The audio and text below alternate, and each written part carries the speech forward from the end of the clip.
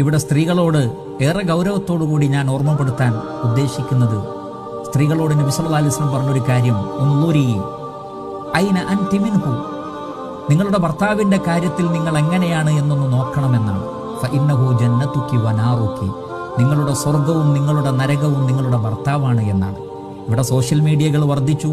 ഇസ്ലാമികമായ കാര്യങ്ങളിലൊക്കെ സ്ത്രീകളും ഉത്സാഹപൂർവ്വം മുന്നോട്ട് വരുന്നുണ്ട്.